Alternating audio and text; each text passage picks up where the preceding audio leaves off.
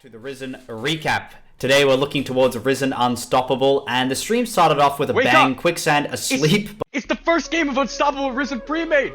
Come on, get up. But I gotta say, he was smooth once he rolled into it. And our first series was Big Bongo Boys playing up against Clarity Black. For the first 20 minutes of the game, it was a bit of fighting in the top lane, but not much happened besides that. Oh, but the engage coming out from Sejuani, but it's trading back, and Maokai actually regenerated a lot more health than I would expected there. For Boxer Squirrel, just really those kind of impacts making a huge difference in the gold. Yeah, and I don't know whether I want to call them Triple B, BBB, or Big Bongo Boys, because they're not all same solos. Then there was a mega turnaround fight for the Big Bongo Boys after they made a big dragon attempt, but then they got challenged again for the dragon attempt, which Big Bongo Boys won the fight towards. On this side, and there's a 3v2 on the other side, but I can't punch to it, and I can't cut to it. But Boxer Squirrel in the midst of it all, unable to get too much out, but finds the Q before his last dies, and Chicken Fried Rice to escape with good depth does not unfortunately have the W enough up to heal up, and they call comes back in the circuit, but finds one. Can she find two? No, she gets shut down, and the exchange of lives is so insane. Can Maokai find the damage to Treble back? And he does, but unfortunately, it is the ace on the side of CLB that allows them to get this dragon. Much later in the game, Big Bongo Boys chased Akali down in the bot lane, meaning that Clarity Black had so much freedom to take that first Baron, and from that Baron, they spiraled away from a teamfight and took the victory.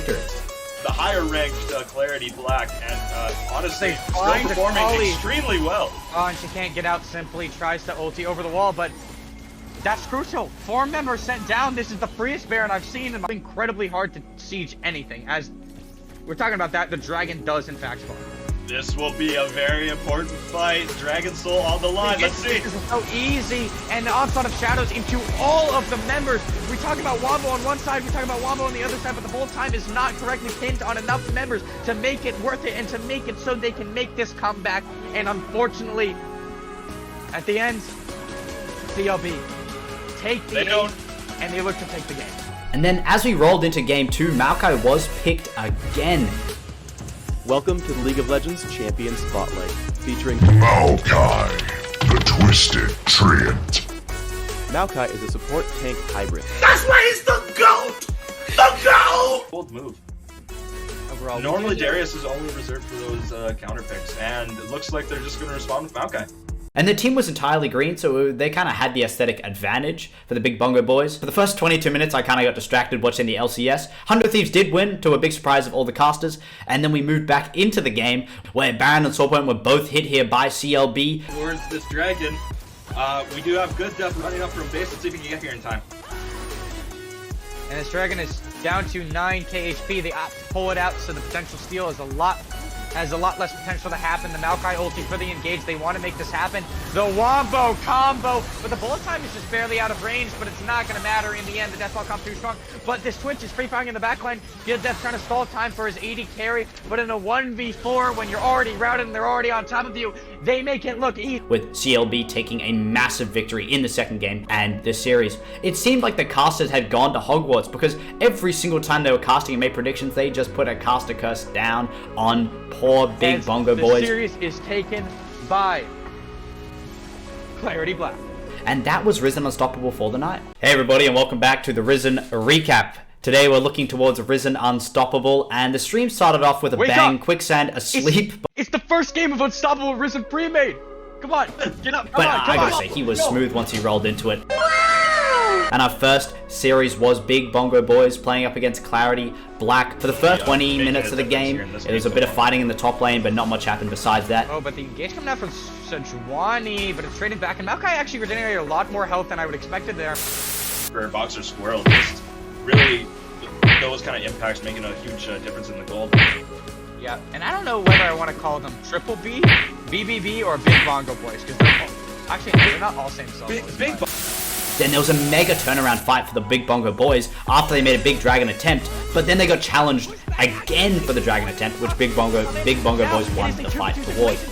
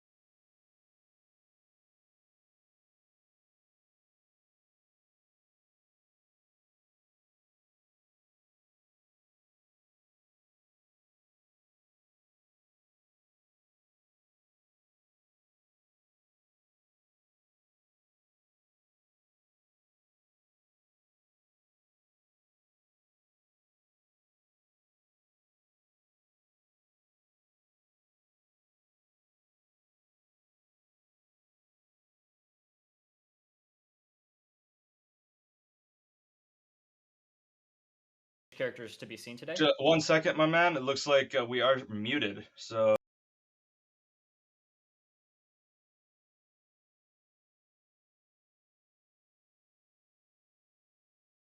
Comments on the stream here.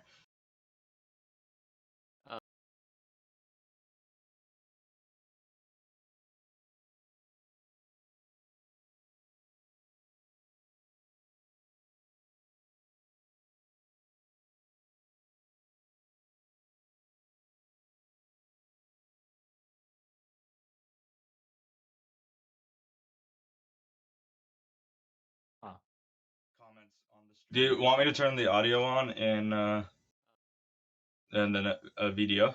Oh, how are you listening to it in your advanced settings? Do you have it like so that you can listen to the output as well? Do you have it to where like you mute it and listen to it, or do you have it just like to where you? I just have no audio. I'm talking about Panda. Should be good. Oh, we're audible. We're good. All right. Well, let's Are redo we that audible? entire thing, ladies and gentlemen. Welcome we to have the sound. Turn the audio Woohoo! on Okay. and, Woohoo. Reintroduce and then a Yeah, video. just to reintroduce everything we've been saying so far, I am Kamika. I'm joined by Mouse this evening, and we've got two undefeated teams for you guys tonight. 2-0, both of them, and it is going to be Exalted, not with an H, against Kekw'd and whatever the rest of that name is. It's a really long name. Go ahead and Kekw'd and Poggeroo'd. I've tried to like say it so I can like get it into a rhythm. So, but we do want to reiterate, Kekw'd and Poggeroo'd are in fact 2-0. That is a visual bug. Hopefully, it will be fixed in game. But both teams are undefeated. One will remain undefeated before this or after this match, and one will walk away with their first loss of the season. So we are trying to hop into draft here in just a moment, but Gamaga, first time working with you, and I'm really excited for it. Let's have ourselves a good game here. Oh, absolutely. And as I was saying while we were still muted, is that I really wanted to do some research and do my due diligence as a caster, but I couldn't quite do that because these guys are playing like a whole bunch of different characters and stuff like that. So I'm really just curious to see what they end up picking first, and then we can like sort of estimate what they're going to be picking based off of what they ban or what they pick first. So one something I want to do with you is as soon as we see what they pick first and ban first and whatever, I want your estimations of what the other four picks are going. So it looks like we already hopped into draft. The first three bans for each team are already gone, and from what I see here, it just looks like not a lot of it is comfort. You see a lot of meta picks, like Hecarim is gone, Seraphine is off the table. Shen might be more of a comfort pick. Nocturne is very strong right now. So maybe just taking out a few of those really high meta picks. It is weird to see Hecarim banned on blue side, I gotta admit, by Exalted Gaming. But because normally that's a really good first pick, but instead they opt in for the Misfortune here. So I really don't know what they want to respond with. Kai'Sa would be interesting. I don't think she's one of the best ADCs right now, but perhaps that is more comfort over meta right now. Yeah, I mean, Kai'Sa definitely a good pick to be having, especially when you get someone like a Leona, so you can keep on proccing her, her passive. It's something that makes Kai'Sa really, really good because not only do you have to it just makes it a lot easier for you to do like just tremendous amounts of damage, and especially in the beginning up against a character so strong early on like Misfortune. Absolutely, and they're picked up. It's going to be engage in the bot lane, which I love to see. It's whoever can land the engage first. That'll be detrimental for the other bot lane. So that'll be a very exciting one to watch. I expect a lot of fighting coming out from both of these bot lanes with a Misfortune Nautilus against a Kai'Sa Leona. And now we will see. We'll round out the drafts here. Yeah, that's a lot of hard CC coming out here. So based on that, I'm curious to see what they're going to be picking up next, like you said. So if you had to give me some estimations on what their final picks are going to be based off of this, what would you say as the color commentator tonight? So, that's really difficult, especially at this time, because it's really tough to tell. Meta is a lot less important. Obviously, you could say something like, go for a Hecarim, even though that's banned, but like other highly prioritized junglers just aren't as high when you play at this level, just because it's a lot more about comfort. If you could play a champion effectively, it really doesn't matter how meta they are. That's why, like last week, we saw a Shyvana like first picked. It was because it was the Juggler's main champion, and he smurfed on it. Because of course he did. Because even though that's not a highly prioritized jungler right now, that is still a very effective pick when used in the right hands. So as far as predictions go, it's really tough. But for me, when you see this much engage and dive potential on the side of Exalted Gaming, I'm assuming they're just going to double down on that. That could be a number of different picks, especially for their top and mid laner. But basically, anyone who wants to go in and assassinate whoever they want on the enemy team, which look to be either the Kai'Sa or the Victor, you already have a Volibear, you already have a Nautilus. Anything else to try and lock down those carries, I think, is what Exalted is going to go for here. Yeah, I can agree. We've already gotten already got both ADCs and only one mid for the other side, but mid has still not been picked for Exalted Gaming, and so Trundle being locked in, I think that would be like a really great option for them, not just because it makes it gives you the early pressure that Volibear would be given for Exalted Gaming for Kekw'd and Poggeroo'd also, but it also gives you a solid split push option as well if things aren't going necessarily your way in the late game, and especially because looking at your opponents, you see that they have a lot of hard CC, and they're going to be wanting to 5v5 later on if they keep going with this line of thought. And so Trundle being able to split push, and even if he's with them, slow it down, will definitely help him out in that instance, don't you think? And absolutely, with the kind of front line that Exalted appear to be going here, Trundle is very highly prioritized. The fact that he can just sap one of those away, that would be a very curious pick if that's a Karma lock in there. But with the kind of front line that Exalted is having right now, and it is the Karma, so we will talk about that in a minute. Trundle able to sap either the Volibear or the Nautilus, whoever is the main threat to his carries, able to just sap those stats and just delete them off the map. So I think that is a very good pick from Poggeroo'd. But they will route it out with an Ornn here. That the thing I am a bit worried about, they do not have too much damage in the early game. Sure, you will have Trundle. Victor needs to look to scale. Kai'Sa needs to look to scale. So in the early game, they might not have as high a priority over certain dragon fights. But if you look at the other side, also not a lot of damage in the early game when you got the Volibear, Karma, and Nautilus. Those aren't high damage dealers, but I am very excited. I do not know where this Karma is going, so that'll be very, very interesting because they could flex this a number of ways. Yeah, if I had to take a guess, I would estimate that they're going to be putting Karma mid, Volibear top, and Taliyah jungle.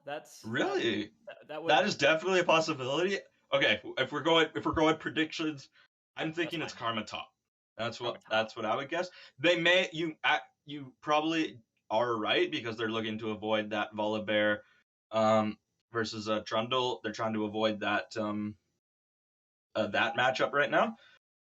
So likely it could be it's really hard to predict because again it's just a matter of who is stronger on certain champions. So looking at these drafts, if you look on the side of Kekw'd and Poggeroo'd 2, you really got to say the whole name. right. They are definitely looking more for a team fighting aspect of it. You got the Ornn ultimate, you got Trundle who can sap any tank stats that he wants, Victor who's just an amazing team fighter, Leona who again is an amazing team fighter. A lot of team fight elements to this draft here, and if you look on the other side, I think Exalted Gaming, they're looking for more pick potential and dive and that sort of situation, looking to poke some of the enemy down with Taliyah, Karma, even Misfortune a little bit. Just poke them down, dive when they're low. I think that's kind of the mentality that they have developed here. So it's they are getting a lot of love in the chat here, as a lot of people seem to be rooting for Exalted. So let's see if they can live up to the standard. Yeah, and so I'm really curious about these picks as well. It's not something that I would necessarily normally expect to see. This is a lot of something I do note for Exalted is that they do have a lot of AP on their side. Nautilus obviously going to be a tank, and so the only real out-and-out AD player is going to be Misfortune, and so that's going to be a little bit difficult to build up against for Kekw'd and Poggeroo'd if they want to avoid the damage in the late game by Misfortune. But yeah, I think it's not going to be too much of something that hurts them overall because you got two really tanky boys like Trundle and Ornn. And so, yeah, that's what I'm just really thinking about. Oran's going to be strong in the late game as long as he just doesn't get absolutely mauled by Volibear in the very beginning, which, as a tanky guy like Oran, I don't think that's going to be... I think that's going to be a little bit easy to avoid. And so what I'm really looking at here is this early... In my opinion, it's going to be really it goes down in the mid lane, especially, and then in the bot lane. Yeah. Because, like, yeah, I think bot lane could go a little bit 50-50. I don't think Kai'Sa and Leona are going to get too overly aggro. It could be proven wrong by as soon as Leona goes in and gets her, like, level 3. She could just start flying in and proccing Kai'Sa's passive to do massive amounts of damage. But I don't know. I expect to see some crazy stuff going down in the mid lane because, like you said, Victor, he needs to be getting his upgrades so that he can be a little bit more effective in the late game. And Talia, the more fed, the better. So, Absolutely. yeah, I expect a lot of pressure to be on the mid lane. So, you may not know this about me because I've done my last few castings with someone else, but I think it was 1-4 in my predictions. I'm apparently not great at predicting who is going to win the game. So I definitely need to improve my prediction skills. And in fact, who I am predicting this game, and I'm sorry, chat, it looks like a lot of people are rooting for Exalted, but if we're just going on draft, I think that Poggeroo'd does have the better draft because what they have done here, they have put Exalted on a timer. You have Orin, you have Victor, you have Kai'Sa. All 3 of those champions are going to be insanely overpowered in the late game. And in order to prevent them from ever getting there, Exalted does have to kind of race against the clock here and make sure that they never get to that late game, which can be pretty hard to execute at this level. So that's why, just draft-wise, I think Poggeroo'd has a bit of a better draft. If Exalted is able to put a stamp on that timer and effectively just wipe out whatever chance they have in the late game, then I think Exalted will be able to take this one. It's just a matter of who can execute the game plan in a better way. Yeah, another thing to bring up is that you mentioned the timer. It's going to be also what you can get is in terms of objectives and before that timer does end as well. And Volibear, he's someone that can definitely like power farm and get to a position where he can contest for dragon pretty dang quickly, if I do remember from my games as Volibear. And so, yeah, I would expect Exalted to be going in very hard for these dragon fights early. And Kekw'd and Poggeroo'd, I don't know if I'm sure that they're going to be trying to fight them for it at least a little bit. That's going to be a big point of contention for me is if they are able in their weakened state in the early game up against Exalted to, manage to not die at the very least while not giving up the dragons. It's the main goal is to not give up the dragons. Secondary goal is it's reversed. Main goal is to not die. Secondary goal, not to give up as many dragons as possible. So that's something that Kekw'd and Poggeroo'd have to worry about as well from Exalted. But if they can avoid that, then yeah, I think that you're right. They will scale very much better into the late game. But going against that, I will say that Exalted Gaming will be able to do a little bit better in the early game and sort of make things difficult for Kekw'd and Poggeroo'd to scale up. And I will give Exalted Gaming my stamp of approval for the win. Okay, so we are on opposite sides. So one way or another, one of us will be right, and we'll get to gloat over the other. That is always a very dangerous thing. But you are in the luck because, like I said, I'm normally wrong when it comes to these kind of things. So this will be interesting one way or another to see who is able to come out on top. And one thing I do want to mention before we do hop into the game, turns out I was right about one prediction. It is Karma top, and Volibear will be in the jungle. Talia will be mid lane. So that is a little curious as that is just it's a very exciting bot lane, as we mentioned earlier, and kind of a boring top lane. Like Karma is, when she plays in the top lane, is more of a poke down, just whittle down until you can get your jungler up for dives. Against a tanky boy like Orin, that is very difficult to effectively do, and it just seems like neither one of them will die in the laning phase if played correctly. So that'll definitely be more interesting in the team fights that'll happen later on down the road. But I'm very excited for this ultra engaged bot lane that we have for both of these squads. That'll definitely be, I think, where most of the excitement is, especially in the early game. Yeah, and I totally agree with you on that one. What we might see is as soon as Orin gets all of his abilities up, it is very difficult thing to do to gank Karma. I do have to say that as like a Karma support main myself, I know that you can go super fast and just lock people down, and so I know how difficult it can be to gank a Karma, but I wouldn't be too super surprised if we saw an attempt at it coming out from Orin and Trundle, especially if Karma tries to poke a little bit too aggressively, but that all remains to be seen, as ladies and gentlemen will be getting in here very, very soon with Exalted versus Kekw'd and Poggeroo'd. We do have to take a quick break before we do that, though, so we will be right back with some League of Legends action. Don't go anywhere. Back to the Risen recap. Today we're looking towards Risen Unstoppable, and the stream started off with a bang. Quicksand asleep. It's the first game of Unstoppable Risen Premade. Come on, get up. But I gotta say, he was smooth once he rolled into it. And our first series was Big Bongo Boys playing up against Clarity Black. For the first 20 minutes of the game, it was a bit of fighting in the top lane, but not much happened besides that. Oh, but the engage coming out from Sejuani, but it's trading back, and Maokai actually regenerated a lot more health than I would expected there. For Boxer Squirrel, just really those kind of impacts making a huge difference in the gold. Yeah, and I don't know whether I want to call them Triple B, BBB, or Big Bongo Boys, because they're not all same solo. Then there was a mega turnaround fight for the Big Bongo Boys after they made a big dragon attempt, but then they got challenged again for the dragon attempt, which Big Bongo Boys won the fight towards.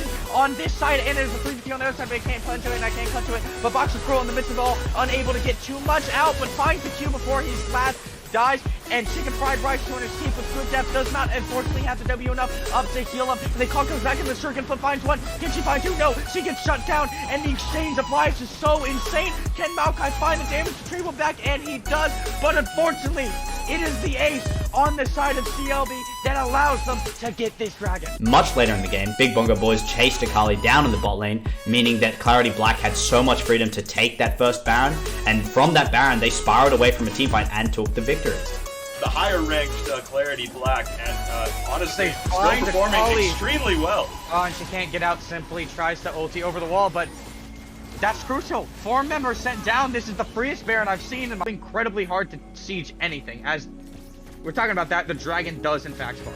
This will be a very important fight. Dragon Soul on the line. Let's see. This is so easy, and the onslaught of shadows into all of the members. We talk about Wombo on one side, we talk about Wombo on the other side, but the whole time is not correctly pinned on enough members to make it worth it and to make it so they can make this comeback. And unfortunately, at the end, CLB take the game, and they look to take the game.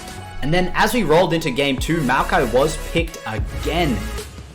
Welcome to the League of Legends Champion Spotlight, featuring Maokai, the Twisted Treant.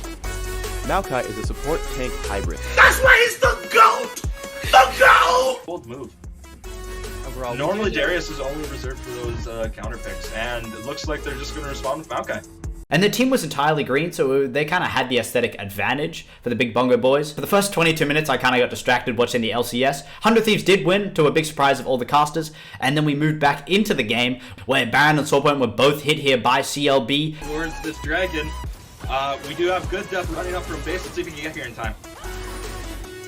And this dragon is down to 9k HP. They opt to pull it out, so the potential steal is has a lot less potential to happen. The Maokai ulti for the engage. They want to make this happen. The Wombo combo, but the bullet time is just barely out of range, but it's not going to matter in the end. The Deathball comes too strong, but this Twitch is free firing in the backline. Good Death trying to stall time for his 80 carry, but in a 1v4 when you're already routed and they're already on top of you.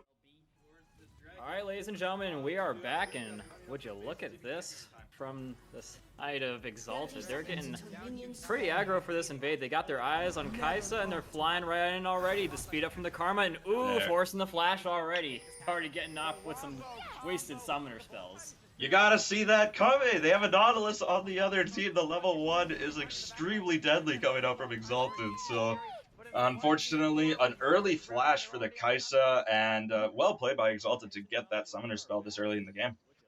Now, they're pinging for an up top invade now as well. Now that's the double invade. Nah, but I think they're actually just putting down the ward as well. They both got wards in each other's jungle now, so it's all good in the hood now. Yep. So of course, when you see 5 members on the bot side going for that invade, well done by Poggeroo'd in order to get that ward onto the other side. A very common strategy just to make sure that you get equal vision for both sides. So both will know exactly where each jungler is starting, and we will see what they are able to do with that information. Oh, and speaking of information, they're going to be seeing him through the bush, but not being seen the other side. Already taking some early fights, but unfortunately, the Leona does miss her things. But I mean, either way, Netology is going to be able to get his procs off on the Nautilus for some solid early damage. Absolutely. We definitely want to see that kind of early game in this bot lane. Just see what kind of action we are getting is going to be super excited. Like I said, I expect this to be the main focal point for both of these teams. So, of course, both junglers starting on that top side, pathing down towards their bot lane makes a lot of sense. That's where all the action's going to be. Yeah, and it does so far look like Kaisa and the guys are going to have the push advantage, but I think that's mostly because MF and the guys are giving up on the push. But yeah, good damage being done already to Leona. She's looking to get really up close and personal with this Nautilus. And oh, here they go, the all-in, the exhaust has been put down, immense damage onto Kaisa, the ignite as well. But in comes Trundle trying to save the day. Oh my god, it's not going well. Unfortunately, the Leona gets the kill, but incoming now is going to be Talia, trying to give a little bit of assistance, maybe the re-engage, maybe not, but it appears that it's going to be only one kill, but it's going to be in the hands of Kinetology and the guys. All right, the robe down from Rico Suave, my dudes, is unfortunately not going to work for the side of Exalted. A good counter gank there from Hopium, and Poggeroo'd will get the first blood after giving up an early flash. Well done to them. Yeah, that's actually really interesting that you note that as well. I forgot that entire time Kaisa didn't have the flash, and that was probably one of the things that was making them go in so hard, is that they knew that Kaisa couldn't get away. Yeah, but unfortunately, Hopium was there, and unfortunately, you're just not going to be able to beat a Trundle this early in the game. That is his kingdom. So that is very unfortunate on the side of Exalted, but hopefully we will see how they're able to respond. Yeah, this is gonna allow for Volibear to get a little bit ahead in the farming, but nothing too crazy. And it doesn't look like he was actually able to get any of the scuttles either, which is just especially considering that Trundle did a gank and he did. Yeah, and unfortunately, Rico Suave, my dudes, I'm probably gonna shorten that to Rico Suave, but we also have some action here in top lane, but looks like it's, like I said, pretty tame. Neither one will be able to get the other. But what I was saying is Rico Suave, unfortunately, with that Talia W, did not send Johan the right way. So I think that could have been a gank potential had his W gone the right way and thrown the Victor back into the Volibear. But unfortunately, that is a bit of a missed opportunity there for Exalted. It appears that Volibear going to be with a lot of good. He's literally got a ward on every single one of his every single one of his jungle spawns. He's got a ward in there, so that's great intel game early on from Exalted. They know where this Trundle is going, so definitely getting that information against an early game jungler like the Trundle, who wants to be impactful in the early game. Just preventing those potential ganks just by knowing where he is huge for the side of Exalted. So definitely want to get those boards down early. Yeah, and it looks like, going in for a little bit of a fight here, but I mean, I don't think it's going to be super duper impactful, just trying to full flame her down, but yeah, as we expected, nothing too crazy going down here in the top lane between both these people that are completely unable to kill each other. But this is exactly what we were expecting. Great hit from the Leona, and Trundle's here for seconds, doing immense damage, and Miyu goes down a second time in a row. Both deaths are for him, and so that will be another great kill for the collection of the Kaisa and the Leona. Just an ADC's worst nightmare. Your flash is down. You have the bush warded. What happens? It's the blast code. Gets Trundle over the wall. All of a sudden, they're in immense danger, but the flash from Vexrax just is able to seal up the fate of Miyu-chan. 2 deaths to him at this stage of the game is just so devastating for Exalted. Yeah, and I mean, Dragon is going to be up and for the taking now, and in the meantime, Trundle will be going for a little bit of a recall, so this does give a momentary ability for Volley to be going for this Dragon take. Even though the Prio isn't going to be there for bot lane, he still could very well take it on his own, especially if he gets some far up intel like he has right there. You see he's got the wards. Yes, absolutely. Especially when you don't have bot prow, though, it's very risky for the Wildbear to take the dragon right now. So, opting instead to back off, as he should, but Vexrak's in trouble. Yeah, Vexrak's in trouble, but who is actually the one that's going to be in trouble? I think it's actually Volibear that is going to be getting surrounded and pounded by 4 people, and that is going to be a massive, massive jungle diff coming in here now as Volibear just disintegrating into the wind. And so, it's 3 kills to 0 now, into the favor of Kekw'd. Oh, but it looks like we have some action here in mid lane. Will Rico Swap go down? Not quite. All right, I'm able to give my analysis now. So definitely really rough for the side of Exalted. Not the kind of start that you want against a team who prioritizes scaling like the side of Poggeroo'd. So definitely a bit rough for this squad. Hopefully they will be able to turn it around here in the next few minutes or so, because if this continues to slip out of their control, they are already 2k gold down, and it's only going to get worse from here. Yeah, you might very well be right about your predictions for like the first time in forever, but I mean, we got a little bit of a fight going on here between Ornn, and he's actually going to expend the ult for this. Might be able to get a solid knock-up into a kill here. Oh, the flash is going to get her nice and safely away, but Volibear trying to come back in and get a little bit of something in his favor. The stun will come out, and ooh, just barely away, Victor. That is massive that he's able to escape from that one. Oh, Victor just barely walking away from that. The flash from Phoenix Flare, but guess what? Johan has a flash of his own. That is so heartbreaking for the side of Exalted, as they were almost able to snag up a kill there. And also, that prediction comment really hurt my feelings. Speaking of a kill, here we go again. Yuma might be the one to fall this time, though. Oh my gosh, just non-stop action in the bot lane. But I mean, Miss Fortune's still feeling emboldened to go in after this, despite the fact that Nautilus is no longer with her. And I mean, yeah, probably not thinking too much out of that now. Just gonna let the wave push right on up to you, especially since Trundle's here. Oh, and Trundle looking for the lane gank. This will actually be very deadly if executed correctly, because the laners almost never see it coming. So we'll see once this wave pushes back if Miss Fortune steps up, and it looks like she might. But the flash, nothing's gonna happen here, man. Hey, that's an ADC flash for free. That is definitely in favor of the side of Poggeroo'd, so we'll see what they're able to do with that now that Mew-chan, who has already died twice, no longer has a flash. Yeah, in the meantime, it looks like something has been finally done by the Volibear. He was able to get the Rift Herald up and into his back pocket, so could use it in order to get Pryo at least somewhere, because as of right now, you've got really none. Talia's getting pushed under turret. MF and the bot lane have been getting pushed under turret. You've got literally every single person is under turret, so this is definitely going to be impactful, and here we go, exactly as I was expecting. Something going to be happening at some point. Volibear trying to go in for a little bit of a kill. Got to happen now or never. He's going to go in for the ult to tank the tower, and there you have it, ladies and gentlemen. Finally a kill into the hands of the Volibear, and I expect some plates to be gotten by the Rift Herald after this. The battle of the brothers, Volibear coming in, taking out the Ornn. That is exactly what they needed, but we're not done. Oh yes, we're not done indeed. Oh man, Miss Fortune, RIP there, my friend. Ooh, Kai'Sa's gonna get a little bit slowed. A lot of damage being done, but should not be able to get out of there because she is ignited. So, it's a kill at least in the hands of the Nautilus, but, I mean, it's still not going to be as good as if Miss Fortune got it. She does get at least a little bit of an assist, but in the meantime, the turret top is going to be something that I would talk about a little bit more.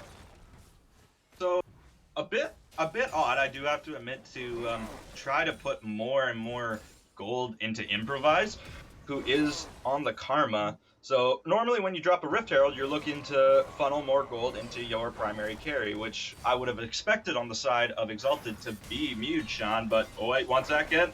Oh my god, Yuma, you can't be doing that, my friend. It's looking pretty bad now. Yeah, that is just unfortunate for the little Nautilus there. He's not as tanky as he looks, unfortunately, so a bit rough there. But putting more resources into the Karma, like I said, is a bit curious for the side of Exalted, because normally you want to drop that Rift Herald, I would assume, onto someone like Mew-chan, who will be one of the primary damage dealers, or even Rico Suave. So putting it onto Improvise, I think, is a bit curious. We'll see if it pays off for Exalted later on. Yeah, I I can 100% agree with you on that. Karma especially does follow the law of diminishing returns when it comes to her build, at least in my personal experience. So yeah, I can totally agree with you on that point. But ooh, Leona might be getting caught out here, stunned up, but too many people up in here. Bully Bear, it's looking like part 2 of Bully Bear dies in the middle of the jungle once again. It is going to have the exact same ending as the first one. Yeah. Just tried to get some vision down for this dragon coming up in 30 seconds, but you can't do that without no help, Phoenix Flare. Unfortunately, your team is not on your side here, so that is definitely another bit of a rough situation here for the side of Exalted. Yeah, Lauren really looking to get a clap back over here onto Karma, but I mean, she's just got her tethers, she's got her siphons, there's just nothing that you can really do in order to completely take her out. He just really wants to try and force her out of lane, which is exactly what he's doing right now in order to make sure that he can get at least some of these plays back. Because right now, he is a little bit behind in that. But, well, here we go once again. Misfortune all properly placed this time, but the tankiness, it is there, and it is not going to be enough damage being outputted by the Misfortune in order to take out the Leona or the Kai'Sa. Oh, this bot lane is just going so badly, but oh, here's Phoenix Flare. We're not done. Oh, he's gonna try his damn best in order to do something, and that turret shot is definitely gonna be putting an end finally to Kai'Sa. That should be a very, very juicy shutdown, and Talia coming in for the party as well. That's gonna be getting a kill, finally breaking the deadlock in mid in terms of kills. Victor did get a couple of assists, but now Talia is gonna be able to get herself a little bit back into this game, especially considering she's so down on the hits. Alright, so a couple kills, and it looks like it's going to be an objective. Perhaps we are looking at a sneaky steal here, but a 4v2 fight, this is not something that you want to fight, and luckily the side of Poggeroo'd will back off, but finally something good happening for Exalted here as they're able to pick up a couple kills, grab the objective, and definitely kudos to them for fighting back. And here's a flash forward. Yep, they're going on in. Ult expended for the Nautilus. It is going to be getting them nice and on point for incredible amounts of damage. Shut down on Victor now into the hands of Talia. That is going to be a very, very nice amount of gold into the hands of Talia after those last 2 kills, one of them being a shutdown. So this next back for Talia, especially after she's able to free farm this, should be pretty good, but it's going to come at the cost of this Misfortune. More than likely, yes, no way you're getting out of that. So giving everything, oh my god, this is just non-stop action here as Orin going to be getting caught out now as well, getting stunned out, trying to dash out, but Bully Bear is not going to be looking to let you get away from this one. It is going to be Bully Bear finally putting an end to 4,000 IQ once again. More top lane prio finally going to be in the hands of Exalted. Yep, just action, action, action like we were hoping for. And oh, the last turret shot didn't go through, so Hopium is able to walk away. But definitely this is about, it cannot go worse for Miyu Chen. Unfortunately, it's not even his fault, just he is just getting singled out for the side of Poggeroo'd, and he's just not able to affect the game in any way so far. Definitely not what you want from your ADC. You gotta feel for the guy. Hopefully you can turn it around here pretty soon. Yeah, but I mean, Talia, I would say that Talia is starting to become one of their major win conditions here because she's got Leandry, she got her Sork Shoes, and so that's something that she has over Victor. And oh, here they go, speaking of the Victor, gonna get tethered, rooted, nothing you can do in this situation. And they surprise! So many turrets here, man. Look at this. Yeah, that is just another, oh, surprise, we're in your jungle moment, but this time it actually goes in favor of Phoenix Flare as Rico Suave able to pick up that kill, and I think you're right, just looking more and more like Rico Suave on the Talia will be the main win condition for the side of Exalted. Let's see what effect he will have in this game. Guys just sitting, letting her do her thing because she knows that she's going to be pushing up, or maybe not. Playing it very smart there, Misfortune.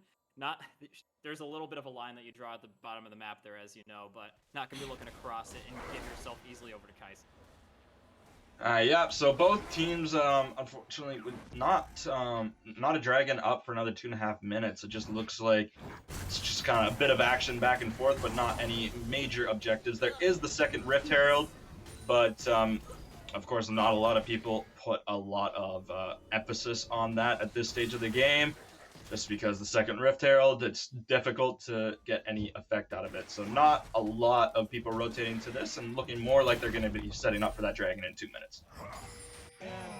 Definitely seems like that is going to be the case, but they're actually doing an invade on the Bully Bear. No exit for him this time as it's going to be blocked off. He's going to ult out of there, but Talia coming into the rescue. Strong CC being laid down. This might be a turn and burn. MFO going on in. Talia missing just a little bit, but the Ignite should still do a lot of damage. I don't think it's going to be enough though, but enough is going to be done. They're at least going to get one out of this. Kaiser coming in though. One of them is marked solid stun though, but it's going to be at least a 1-for-1 trade. I don't know if they're going to be able to go in after this, nor should they, as Orin coming in huge, knocking him up for a kill. It's going to be a 2-for-1 trade into the hands of Kekw'd and Poggeroo'd. The sniper assassin melee mage support, whatever you want to call him, he comes in with the Orn Horn and just takes out Phoenix Flare. Well done by him. It was a scrappy fight all around, but what looked a bit rough for Poggeroo'd at the beginning just ended up going so well for them in the end. Yeah, straight up, I thought that Talia's presence would be enough to just kill maybe 2 of them, not just only one of them. I thought their days were numbered in that situation. It's going to be a massive turn of. Yeah, I thought Kenology was crazy. Your time you did 1v4. What are you doing, guys? But turns out I am the crazy one, as he's able to pick up the kill and make his escape. So well done by them. Yeah, I mean, Superfed Kaiser is definitely something that you have to be worried about, especially when she has her ult active. She just does so much damage. She doesn't really take a whole lot in return. Gets super fast, but yeah, that's Kaiser. Absolutely. Oh, this game is getting exciting. Dragon spawning in 20 seconds. We have another fight. Yes, we do. Bully Bear gonna try and save his own life, and I think Nautilus is just gonna be sacrificing himself, making it just a 1-for-0 trade, just a 1-off trade instead of just their entire team dying. That's very selfless. Yep, that is just a go, my brethren. I will sacrifice myself for the cause. Unfortunately, Yoma was not walking out of that no matter what, so Poggeroo'd able to pick up that kill. Looks like they will pick up their second dragon of the game. No quick dragon stacking for either side because they did trade those early drakes. So it looks like they're just looking to get something on the other side of the map, and 4,000 IQ might be in trouble. Yeah, it's going to be Bully Bear coming in and forcing him to meet his maker once again, sending out the Valhalla, back to the Freljords for you, my friend, and giving a little bit of a kill to Michon. That is huge, in fact. This is going to be his first kill of the game. Talia, though, might be even bigger of a death, but she's going to give over that fat shutdown over to the hands of Hopium. Yeah, when you go for one objective, it leaves the other side of the map exposed. I can't talk because we got more action here. Oh my god, they're coming in once again. Solid Nautilus ult going to be trying to make that Trundle pay for his insolence and just dunking on him once again. The Bully Bear trying to out damage him, but it's not going to be happening. MF ult going to be on point at least to just get them off that fight at the very least. And so, yeah, that's just going to be more of a fight ender than a fight winner. Okay, so what I was saying is objectives at the other side of the map, you've got to be careful when you're on the top side if they're going for dragons, because you know that's exactly where the other team is going. So a bit of a blunder there for 4,000 IQ. However, his team is able to pick up some extra kills in the mid lane as they snag Rico Suave's shutdown, as well as a couple other kills. And it does look like they are going to respond here with a Rift Herald, as there is no contest from the side of Poggeroo'd. But now just with a dragon, with that dragon advantage, we'll see what the side of Poggeroo'd is able to do here. Yeah, I mean, where do you think that they're going to be dropping it? Probably more than likely mid, so that they can get a little bit of prio and a little bit better control from Dragon, because as you can see, they've pretty much traded one turret for one turret right now, one top for one bottom, and so, yeah, I would expect to be dropped mid anytime. So, as far as second Rift Heralds go, I myself am a Bel'Veth main, so I love second Heralds. I am one of the few, though. So, in order to make a second Rift Herald the most effective, in my opinion, you either want to A, win a massive team fight and just improve your pushing power with the Rift Herald, but in order to do that, you need to first win a team fight, or B, what I sometimes like to do if I feel like we can't win a team fight yet, or we're not going to be able to use the Rift Herald to a maximum efficiency, just drop it about 10 seconds before a dragon spawns. It forces at least someone to rotate over and stop that Rift Herald, which can give you a bit of an advantage at the dragon fight. So definitely some options here for the side of Exalted. We'll see what they plan to do with this Rift Herald and see if it's effective, but here we go. Yep. Ooh, rough miss from the Nautilus, but Leona lands nice and true once again. Orin coming in with a hard CC as well. MF trying to do something, anything, but you are not nearly fed enough to do a 1v5 in that scenario, so it's going to be 2 deaths for the side of Exalted and 0. Baron spawning, they might go to it here.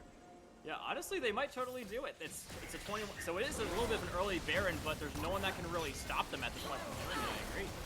No, Volibear is down. They have almost no engage on the side of Exalted. It looks like they are just going to walk into this Baron pit and take it.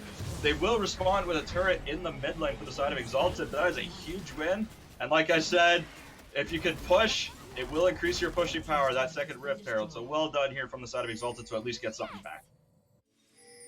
Yeah, and that Rift Herald's gonna keep on going. I don't think it's gonna be able to get. Yes, it will actually be able to get another dash. So that's a little bit more health down, making that mid turret a little bit more weak. But you gotta be looking at this bot lane side, and that's exactly what they're doing now. They realize that their main issue right now in terms of overall macro map control is the fact that they just have to keep on going back down to bot. They have literally no prio any whatsoever. So that's something that I'll be looking at as well. What do you think?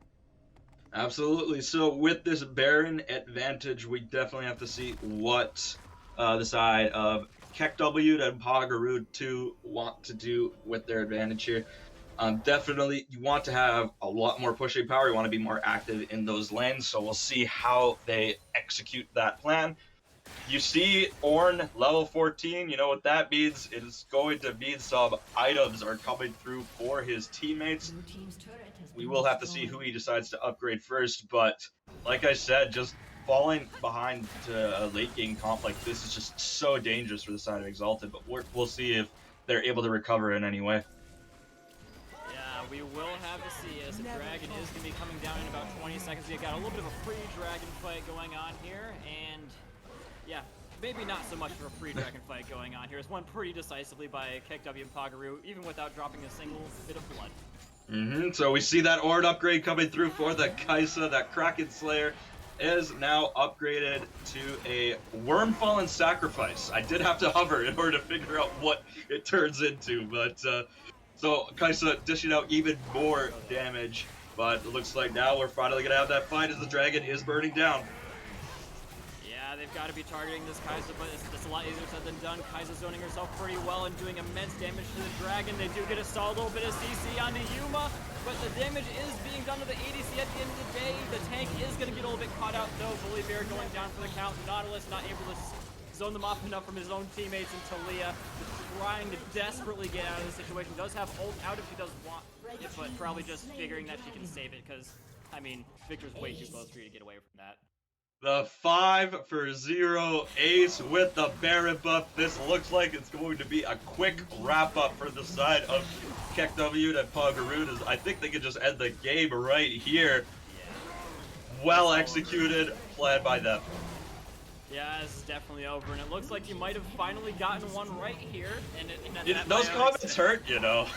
Yeah, they do. But I mean, they will be able to get up just barely in the nick of time for one last fight. I don't know if they're going to be able to keep them off of this, though. Volibear targeting the ADC, getting Assault stun off, but they're instantly on him like, I don't even know, like sticky paper on a fly. But either way, Nautilus trying to go back in for seconds, does at least get the victor, but main man Trundle is going to be just beating the ever-living daylights out of that Nexus, and you're not going to be able to stop him by any means. So, as you predicted, a very strong win for Kekw'd and Poggeroo'd. I got the prediction off. For my own personal stats, that does make me a bit happier, just because, especially in the past, I have not been very good at that. So definitely a bit happier for me to pull out a victory here. But for the actual game, like I said, it's just a matter of team fighting for this side of Poggeroo'd, as they were able, especially at those dragon fights, just pick off members on the side of Exalted, wear them down. They put so much emphasis on the bot lane that it felt like Miyu Chan just could not participate in this game. So that was really rough for them.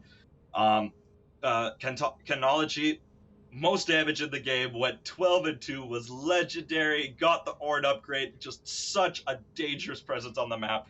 well executed by the side of Poggeroo'd. I hope to see more of that in Game 2. Yeah, I think we're going to be able to finally make a prediction as to what they're... I would say Kaiser's on the chopping block for the bans after that one, my friend. 12, and probably Trundle as well for all those early... Not to say that there aren't other people that you could easily be picking if you want to be going with that style, but yeah, definitely a lot of learning experience for both sides. They've finally gotten a little bit of intimate getting to know you things, and so they know how each other want to be playing, or how they can play, so they're going to probably have some very well targeted. Absolutely. I've yet to see bans not be drastically different after Game 1, because like you said at the beginning, Game 1 is a bit of a mystery, especially when people do not play that often. It can be a bit dangerous as you don't know exactly what they've been practicing, what they like to play. So once the first draft goes through, you see what their style is, and you can adjust your bans as necessary. But I definitely think that Exalted does have to come up with a bit of a better play here, and we will just see what they want to come up with for Game 2 in order to come out with a win and extend this series all the way to Game 3. Yeah, and while we wait for that to be getting going, are we going to be going to a short break? Sorry. Yes, we are, yes. Yes, we are. So on that note, ladies and gentlemen, we're going to be going to a quick break. Don't go anywhere because we got still at least one more game going on between the undefeated teams, Kekw'd and Poggeroo'd, and Exalted. Do not go anywhere. To the Risen recap. Today we're looking towards Risen Unstoppable, and the stream started off with a bang. Quicksand asleep. It's the first game of Unstoppable Risen Premade. Come on, get up. But I gotta say, he was smooth once he rolled into it.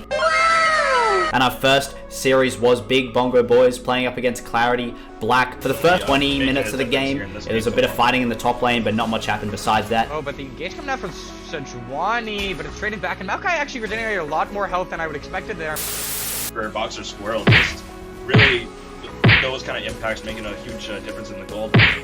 Yeah, and I don't know whether I want to call them Triple B, BBB, or Big Bongo Boys, because they're not all same solo. Then there was a mega turnaround fight for the Big Bongo Boys after they made a big dragon attempt, but then they got challenged again for the dragon attempt, which Big Bongo Boys won the fight towards. On this side, and there's a 3v2 on the other side, but I can't punch to it, and I can't cut to it. But Boxer Squirrel in the midst of it all, unable to get too much out, but finds the Q before his last dies, and Chicken Fried Rice 200 Steve with Swift Death does not unfortunately have the W enough up to heal him. And the call comes back in the circuit, flip finds one. Can she find two? No, she gets shut down, and the exchange of lives is so insane. Can Maokai find the damage to Treble back? And he does, but unfortunately, it is the ace on the side of CLB that allows them to get this dragon. Much later in the game, Big Bongo Boys chased Akali down in the bot lane, meaning that Clarity Black had so much freedom to take that first Baron, and from that Baron, they spiraled away from a teamfight and took the victory. The higher ranked Clarity Black, and honestly, still performing extremely well. Oh, and she can't get out simply, tries to ulti over the wall, but that's crucial. 4 members sent down. This is the freest Baron I've seen, and it's incredibly hard to siege anything. As we're talking about that, the dragon does in fact spawn. This will be a very important fight. Dragon Soul on the line. Let's see. This is so easy, and the onslaught of shadows into all of the members. We talk about Wombo on one side, we talk about Wombo on the other side, but the whole time is not correctly pinned on enough members to make it worth it and to make it so they can make this comeback. And unfortunately, at the end, CLB take the ace, and they look to take the game. And then as we rolled into Game 2, Maokai was picked again. Welcome to the League of Legends Champion Spotlight, featuring Maokai, the Twisted Treant. Maokai is a support tank hybrid. That's why he's the GOAT! The GOAT! Bold move. Overall, normally Darius is only reserved for those counter picks, and it looks like they're just going to respond with Maokai. And the team was entirely green, so they kind of had the aesthetic advantage for the Big Bongo Boys. For the first 22 minutes, I kind of got distracted watching the LCS. 100 Thieves did win, to a big surprise of all the casters, and then we moved back into the game, where Baron and Soulpoint were both hit here by CLB. Towards this dragon, we do have good death running up from base. Let's see if we can get here in time. And this dragon is down to 9k HP. They opt to pull it out, so the potential steal is has a lot less potential to happen. The Maokai ulti for the engage. They want to make this happen. The Wombo combo, but the bullet time is just barely out of range, but it's not going to matter in the end. The Deathball comes too strong, but this Twitch is free firing in the backline. Good Death trying to stall time for his 80 carry, but in a 1v4, when you're already routed and they're already on top of you, They make it look easy. With CLB taking a massive victory in the second game and this series. It seemed like the casters had gone to Hogwarts because every single time they were casting and made predictions, they just put a caster curse down on poor Big Bongo Boys. The series is taken by Clarity Black. And that was Risen Unstoppable for the night. Hey everybody, and welcome back to the Risen recap. Today we're looking towards Risen Unstoppable, and the stream started off with a bang. Quicksand asleep. It's the first game of Unstoppable Risen Premade. Come on, get up. But I gotta say, he was smooth once he rolled into it. And our first series was Big Bongo Boys playing up against Clarity Black. For the first 20 minutes of the game, it was a bit of fighting in the top lane, but not much happened besides that. Oh, but the engage coming out from Sejuani, but it's trading back, and Maokai actually regenerated a lot more health than I would expected there. Rare Boxer Squirrel, just really those kind of impacts making a huge difference in the gold. Yeah, and I don't know whether I want to call them Triple B, BBB, or Big Bongo Boys, because they're not all same solos. Then there was a mega turnaround fight for the Big Bongo Boys after they made a big dragon attempt, but then they got challenged again for the dragon attempt, which Big Bongo Boys won the fight towards. On this side, and there's a 350 on the other side, but I can't punch to it, and I can't cut to it. But Boxer Pro in the midst of it all, unable to get too much out, but finds the Q before his last dies, and Chicken Fried Rice 200 Keep with good depth does not unfortunately have the W enough up to heal up. And they call comes back in the circuit, flip finds one. Can she find two? No, she gets shut down, and the exchange of lives is so insane. Can Maokai find the damage to Treble back? And he does, but unfortunately, it is the ace on the side of CLB that allows them to get this dragon. Much later in the game, Big Bongo Boys chased Akali down in the bot lane, meaning that Clarity Black had so much freedom to take that first Baron, and from that Baron, they spiraled away from a teamfight and took the victory. The higher ranked Clarity Black, and honestly, still performing extremely well. Oh, and she can't get out simply, tries to ulti over the wall, but that's crucial. 4 members sent down. This is the freest Baron I've seen, and it's incredibly hard to siege anything. As we're talking about that, the dragon does in fact spawn. This will be a very important.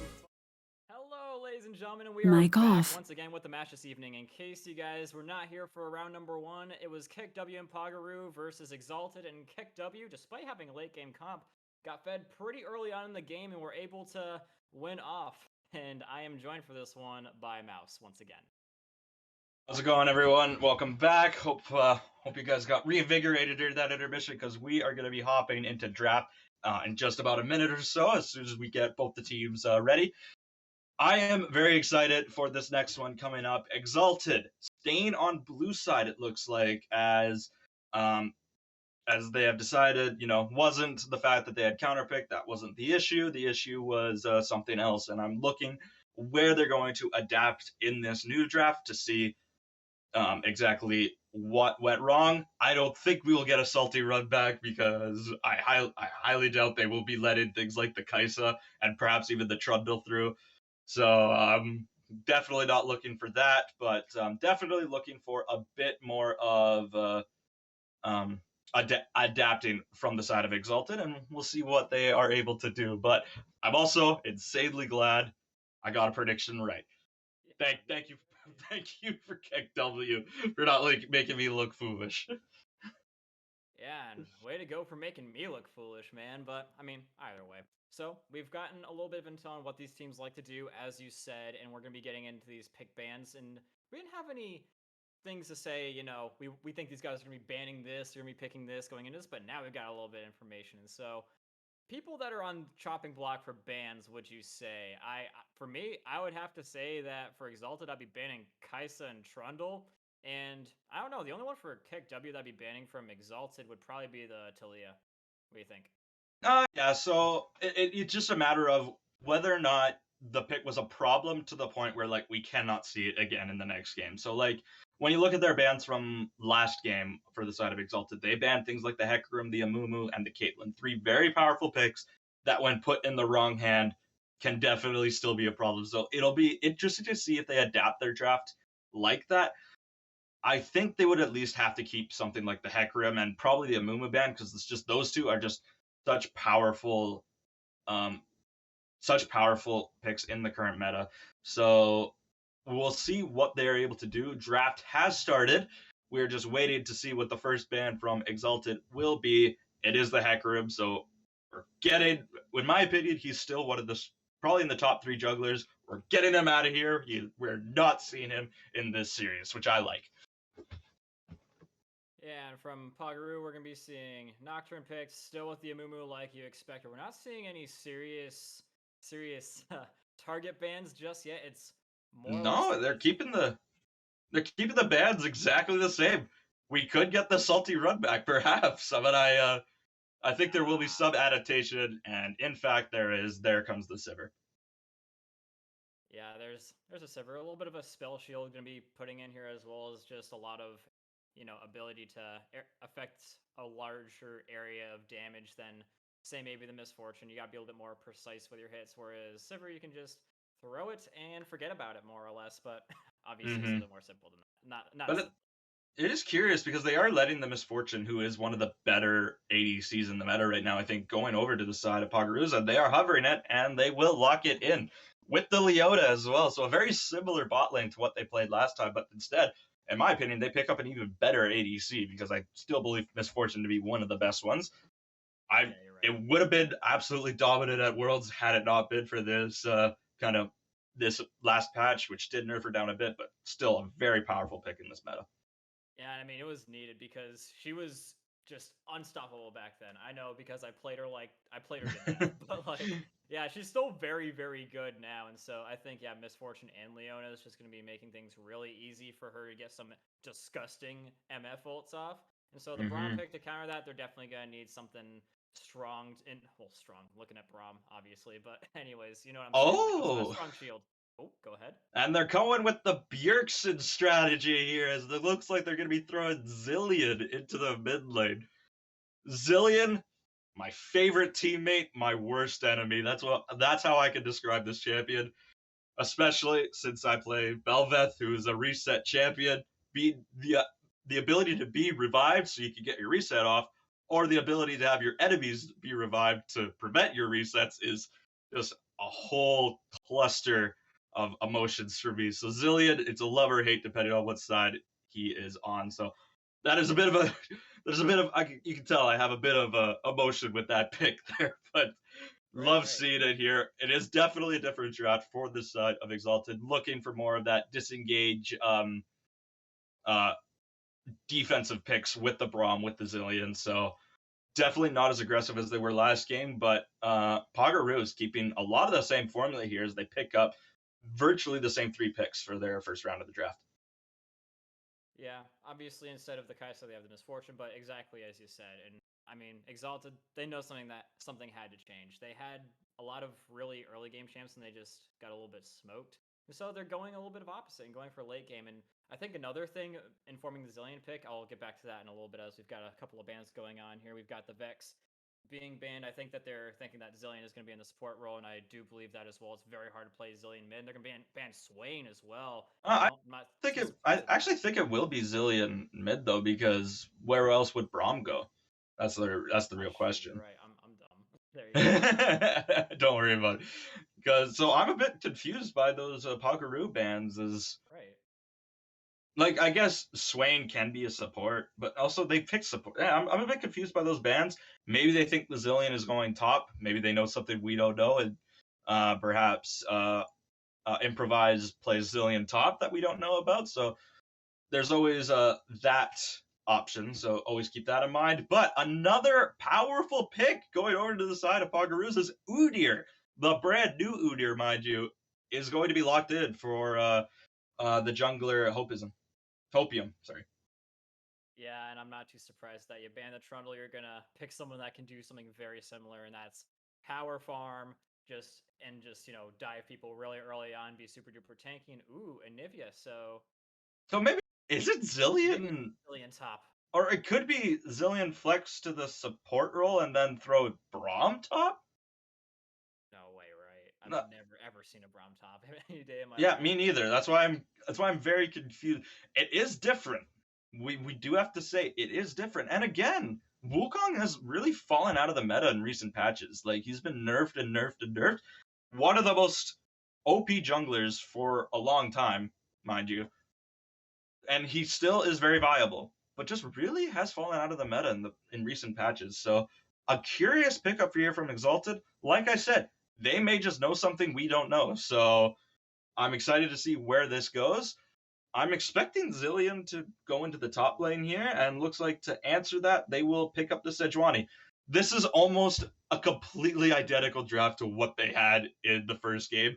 Teamfight oriented, tank top side, heavy scaling, hyper carry in both the mid and the ADC role. Just heavy scaling, looking for with a beefy front line, looking to do the damage in those team fights. So it worked in game 1. So definitely can't knock on it until we see it fail. So a bit more of a curious draft coming out from Exalted. Like I said, I believe it would be Zilean going top, because I can't really see who else would go top in this scenario. So maybe it's a Zilean jungle Wukong top. It can be a Zilean jungle. I guess we'll have to wait and see. But as I've not seen a Zilean top ever though, so this will be definitely a bit curious. I thought they were pulling out a Bjergsen strategy here and throwing a Zilean into the mid lane, but apparently I don't know what Exalted knows. So I'm excited to see what they will come up with here. Now, one thing I do have to say about Zilean is that, like, I understand completely why they're picking him here, because in the last game, they did really, really bad in the team fights. I just gotta be straight up honest. They could not manage to target the ADC, and as soon as something happened, like the tank tried to dive in, I saw this numerous times. The tank dove in, just got absolutely obliterated, and no one was able to do enough damage. But I know that Zilean has a little thing that he can do where he can pop one of his time bombs on their head, and he can just instantly throw back another one with his W onto the other guy's head. So if Wukong just decides to fly in as he does, then they could get a stun off on multiple people. So I think that that's the synergy that they're looking to have with a Zilean pick. A good Zilean is scary, because the ability he has to CC stack on his own abilities is crazy. You throw in something like an Anivia with her stun, Wukong with his knockup, the ability for Zilean to get those stuns off, those multi-stuns off, is insane. So a good Zilean is scary. If Improvise is able to execute the Zilean properly, I think that will be very beneficial for the side of Exalted. As it looks like, as they are finalizing their picks, it does look like Zilean will be in the top lane, facing off against 4,000 IQ's Sejuani. So into a tank matchup, you could just abuse the crap out of that. It is a bit tougher to actually kill that matchup, just because, it is a tank. They do have a lot of health, but this will be very interesting on the side of Exalted if they are able to pop off with the Zilean. Yeah, and I mean, towards the end of the game, Zilean, he's going to be able to slow people down by like what? It's like 90% his slow. It's a root. I don't know why they don't call it just a root. Yeah. It's a 99% slow. It's like, what even is the point of that? Yeah, so I'm just really hyped about the Zilean. I don't know if you can tell, but yeah. So I'm hype on the Zilean too. So I like that they're trying something new, because obviously what they tried in game 1 did not work. So I really respect that Exalted is trying a different strategy, and that is more, let them come to us. We have a lot of disengage with the Anivia wall, with Zilean as a champion, with Braum as a champion. Sivir is a very safe ADC. So I really like that Exalted is trying something new. That being said, I'm still going to throw in my lot in on the side of Kekw'd and Poggeroo'd, because of how effective they were in the first game, and they have picked virtually an identical comp. Yes, there are a lot of different champions, but they are still teamfight oriented. They still have engage with their top laner. They have engaged, or they have really good gank potential with their jungler. They have 2 heavy scaling damage dealers and Leona. I had no description for Leona, but she is there as well. But a very similar comp to what they had in game 1. So I'm expecting them to execute just as perfectly as they did, and that's why they have my vote for the win this time around as well. Yeah, I think what you're looking to say is they got a lot of hard CC and just like tankiness to their side, which is something that I think that they have a little bit of an edge over their opponents while not sacrificing too much damage, in my personal opinion. Udyr can still do incredible amounts of damage. Oh despite the yes, fact that he yeah, is a tank yes, you again. can. Yeah, so yeah, I think that I would also have to throw on my lot with the side of Kekw'd just for a All little right, bit so we of both may predictability. look Yeah, foolish yeah, this we time. We'll see, because as I said, this is a very different draft coming out from Exalted. The side of Poggeroo'd has not played into an Exalted team that with this kind of draft yet. So definitely potential for this completely to spin around, and I kind of hope they do, because I want a game 3. So while I am predicting Poggeroo'd, I do hope that this Zillion shows us what he is capable of and forces that game 3. But other than that, I really don't see what else there's to talk about. So No, me neither. And I was about to send it on over to a break anyway. Ladies and gentlemen, will they be able to finally overcome Kekw'd and Poggeroo'd, even though they have a very similar comp, as we said, with these wonky, funky picks? We will see right after this break, so do not go anywhere if you want to see Zillion top. To the Risen recap. Today we're looking towards Risen Unstoppable, and the stream started off with a Wake bang. up! Quicksand asleep. It's the first game of Unstoppable Risen Premade. Come on, get up. But I gotta say, he was smooth once he rolled into it. And our first series was Big Bongo Boys playing up against Clarity Black. For the first 20 minutes of the game, it was a bit of fighting in the top lane, but not much happened besides that. Oh, but the engage coming out from Sejuani, but it's trading back, and Maokai actually regenerated a lot more health than I would expected there. for Boxer Squirrel, just really those kind of impacts making a huge difference in the gold. Yeah, and I don't know whether I want to call them Triple B, BBB, or Big Bongo Boys, because they're not all same solos. Then there was a mega turnaround fight for the Big Bongo Boys after they made a big dragon attempt, but then they got challenged again for the dragon attempt, which Big Bongo Boys won the fight towards. On this side, and there's a 3v on the other side, but I can't punch to it, and I can't cut to it. But Boxer Squirrel in the midst of it all, unable to get too much out, but finds the Q before his last dies, and Chicken Fried Rice 200 Keep with good depth does not unfortunately have the W enough up to heal him, and the call comes back in the circuit, flip finds one. Can she find two? No, she gets shut down, and the exchange of lives is so insane. Can Maokai find the damage to Treble back? And he does, but unfortunately, it is the ace on the side of CLB that allows them to get this dragon. Much later in the game, Big Bongo Boys chased Akali down in the bot lane, meaning that Clarity Black had so much freedom to take that first Baron, and from that Baron, they spiraled away from a teamfight and took the victory. The higher ranked Clarity Black, and honestly, still find performing Akali extremely well. Oh, and she can't get out, simply tries to ulti over the wall, but that's crucial. 4 members sent down. This is the freest Baron I've seen, and it's incredibly hard to siege anything. As we're talking about that, the dragon does in fact spawn.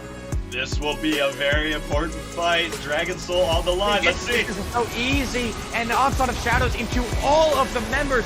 We talk about Wombo on one side, we talk about Wombo on the other side, but the whole time is not correctly pinned on enough members to make it worth it and to make it so they can make this comeback. And unfortunately, at the end, CLB take the ace, and they look to take the game. And then as we rolled into game 2, Maokai was picked again. Welcome to the League of Legends Champion Spotlight, featuring Maokai, the Twisted Treant. Maokai is a support tank hybrid. That's why he's the GOAT! The GOAT! Bold move. Overall, Normally Darius is only reserved for those counter picks, and it looks like they're just going to respond with Maokai. And the team was entirely green, so they kind of had the aesthetic advantage for the Big Bongo Boys. For the first 22 minutes, I kind of got distracted watching the LCS. 100 Thieves did win, to a big surprise of all the casters, and then we moved back into the game, where Baron and Soulpoint were both hit here by CLB. Towards this dragon.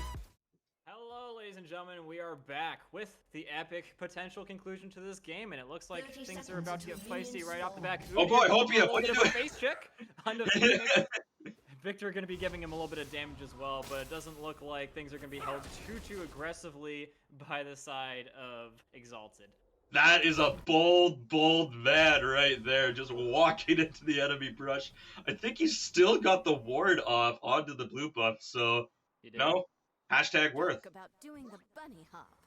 Yeah, I mean, Can't believe I just said that, but anyway. No, it is worth though. You're 100% spot on there. But yeah, so I'm curious, summoner spells, it's Ghost coming through for Misfortune, so looking just to deal as much damage as possible, be able to weave in and out of the fight. This is going to be another exciting bot lane, in my opinion. We saw just how influential it was last game, and I am looking for it to be just as impactful this time around. And Zillion's going to be wiping that ward away for him nice and good. But yeah, one thing that I do think is interesting about that MF thing, yeah, not picking the heal, but one thing that used to be part of her build was Youmuu's Ghost Blade, and so Ghost was part of the thing that she would be expected to have, and so, but combining that with her W, she gets really fast. Absolutely. So, as we did predict, it is Zillion top with Ares, so definitely looking for more of that poke down, not really looking for any heavy burst, which makes sense for what he is looking for, but definitely by far the most curious pick in this draft. You always like to see these kind of off-meta niche picks, so definitely looking forward to see what Improvise can do with this Zillion top, and hopefully he gives us a show. Yeah, I mean, what I expect to see is until, like, really, really late in the game, he's just going to be farming under tower, but it doesn't look like he's actually doing that. But, I mean, we'll see when something actually goes down up there. Good damage being traded off in the meantime in the bot lane, but yeah, that's exactly what I expected from Sivir. Yeah, with any ranged into melee matchup, like this is applicable in mid lane too, it's just, you should always have the push advantage when the wave is on your side. Like, when you have more minions than the opponent, they can't even step up. That's why picks like the Jace and even something like an Urgot can be so punishing for top lane, just because they're able to outbully their opponents and just make sure that the wave is always where they need it to be. That's the benefit of having those ranged matchups. So it will be a bit difficult for a 4000 IQ, no doubt, especially since he's not running Flash. But again, what is a good thing about that is this is a tank. He actually doesn't need that many resources in order to be effective. So not going to be the worst thing for the side of Poggeroo'd, but definitely going to be not a fun lane for 4000 IQ. For a second, I thought we were going to be seeing a very early Anivia roam. I'm like, that is dubious if I've ever seen something. But, I mean, here we are with the Udyr roam in the meantime. Yes. Solid hit again from Leona, and it's going to be landing right on true. But Braum is exactly why they brought him. The big shield is going to be forcing them on away and just wasting Udyr's time. So, Exalted learned from their mistakes. This is exactly what Hopium did in the last game, passed down, and then did a early gank. And it was through the lane, I believe, as well. They get that ward down early, they see him coming. Learning from your mistakes, well done for the side of Exalted. Interesting to see Zillion getting so aggro with this. He's basically got no mana left, but yeah, does he have teleport? Yeah, he does have teleport, so that's not the biggest of deals, but what's a big deal here is Yohane getting a little bit zoned off, not going to be able to get away from him this time, not even with the CC of the Udyr, so Udyr wants to get out of dodge real quick. In the meantime, the bot lane is starting to kick off here as well. Kinetology is getting a little bit hit upside the head, and the zoning work of both players is doing very, very good. And so, yeah, Sivir, this is exactly what you want to be having here. The constant poking, making it so that they can't all-in you. This is exactly why they do it.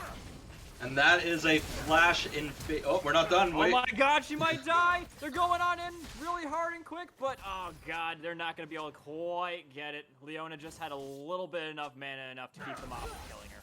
Yeah, Kenology just barely walks away with his life. Does need to take or use both of those summoner spells in order to do so, but he is able to walk away and doesn't fall too far behind, as he will be able to catch most of this wave on the way back. But we haven't even talked about the first blood coming through in the mid lane for Phoenix Flare.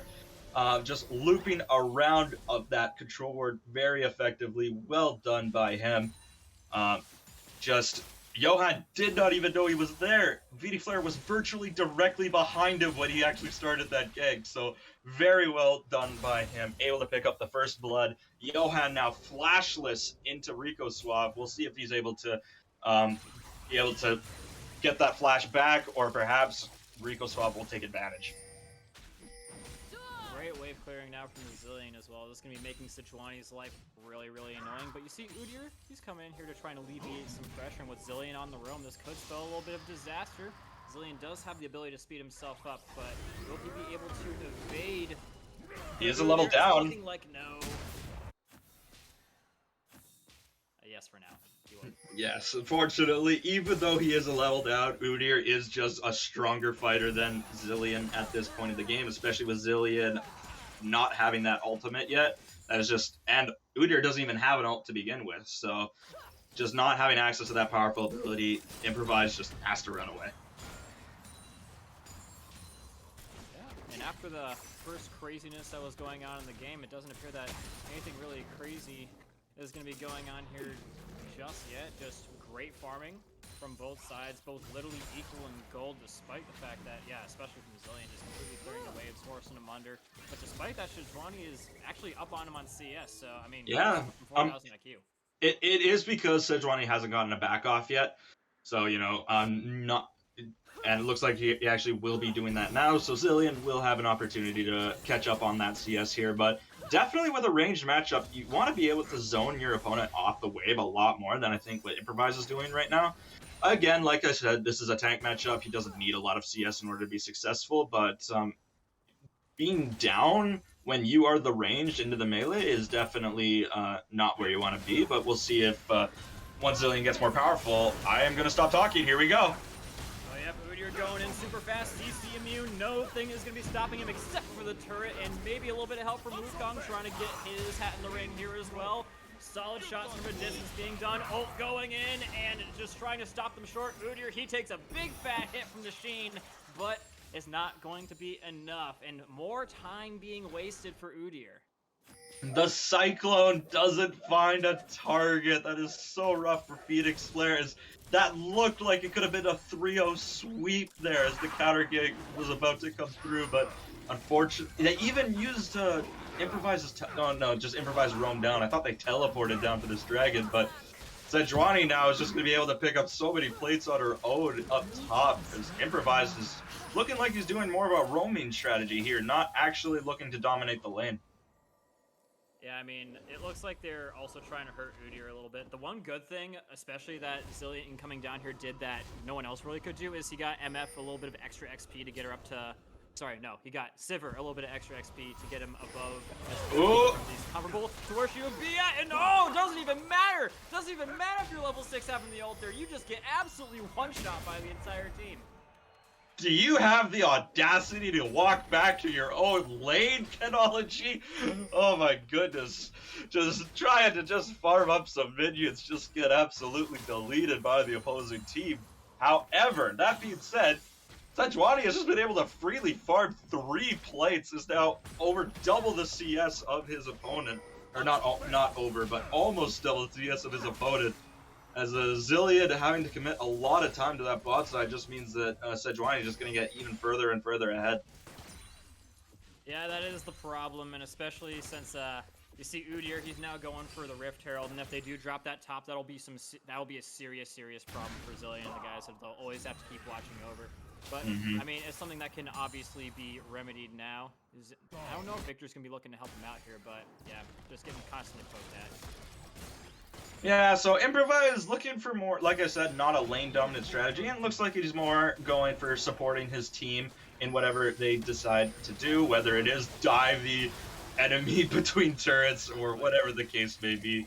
So not really, I don't think he actually is that concerned with the gold differential between him and his opponent right now, but you know, even though Exalted is 2 kills up, they find themselves at 1,000 gold disadvantage just because of Improvise's decision to roam down to the bot lane.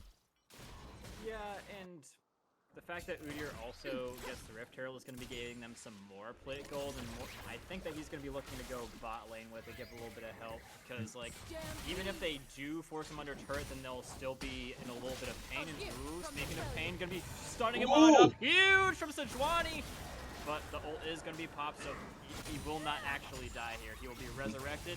But going in for round number 2, not learning his lesson from the first time, just trying to do infinitely more damage than before, not afraid to take him under turret, but the flash is going to be saving his life, huge from Improvise, as he now gets one up on Sejuani.